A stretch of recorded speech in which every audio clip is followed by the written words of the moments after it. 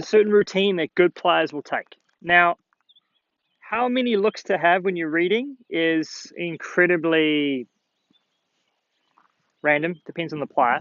I would suggest a minimum of, obviously you've got to have one look from behind to see which way it's breaking. Some guys also suggest there's good evidence that a second look from the side, from the low point, in other words, the lowest side of the putt, will also give you a perception of distance. Whether you go have a look from behind the hole as well, that depends how forgiving your playing partners are for how long you take, and how complicated the green complexes are. This is obviously a nice little traditional club course, so there's not 2-3 different tiers. If you had a break that goes up a hill, breaks, and then goes the other way like a Kinlock or something, then hey, looking from the other side. And it just took you half an hour to get to the green when you're playing Kinlock, so you might as well have a couple of looks at the break and putt. But generally, you'd start behind it, and this is the most important part, what I'm about to say. You see the ball go in the hole on the line that you want. You catch that? You visualize it going in. They've done studies where they have people practicing, and all they did with practice was visualize it go in, and then they had study groups of people practicing technique and all the rest of it. And the people that improved over a 6-week period the most were the people that visualized it go in. Sounds like crazy, but every other sport they do it. Kicking goals, you name it. The guy's always visualizing an outcome before he wants it. You can even maybe get Damon McKenzie on it. You can visualize it going in and then smile. Who knows? And be like, what are you doing?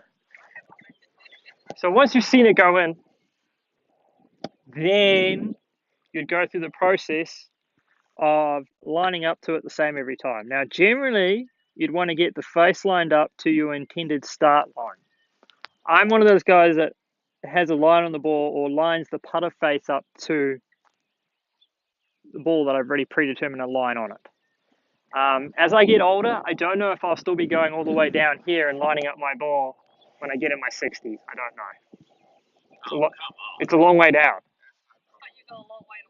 Yeah, I know, right? So I'm going to keep doing it for a while. The reason I like to get that done is I can stand here, see it go in on that line, and tick off my brain mentally, line done.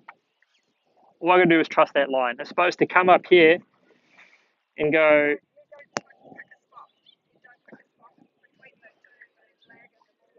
Intermediate point?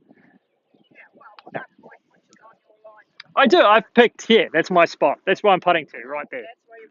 That's my spot. That's where I've lined the ball up to. Hopefully it breaks. No, definitely not. I'm not an intermediate target guy. There are some players like Patrick Carrington. He has a spot 4 inches ahead of his ball, regardless of how far the putt is. And he putts it over that point, bang, and he somehow unconsciously gauges how hard to hit it over that point to go to the projected distance. Intermediate target, I think there's a place for it when it comes to tee shots and longer shots, but with putting, I don't know, it's more feel based. So I'll line that up to there, get the face, get my feet. Obviously, I've worked quite hard on my posture, so I know I've gone left hand low because it gets my shoulders more level and all the rest of it. And then hopefully I'm able to hit the ball on my intended line. Break. Bad read, eh? Bad read. Average putter. Yeah, I have a tendency with when I have my traditional grip, my right shoulder gets really low. And then your right shoulder gets really low, it tends to make my arc quite up and flippy, so I pulled it a lot, much to my frustration. And then I found I went left hand low to there, but that was too far for me. I found like just the traditional overlap was like, I felt like it was too much this way, so then I kind of double overlap left hand. Now we're getting complicated. But that felt for me like the best combo.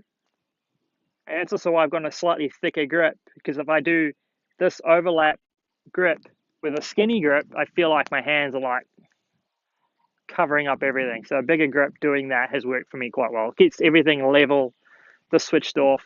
And left hand low, which a lot of guys have gone to now, reduces that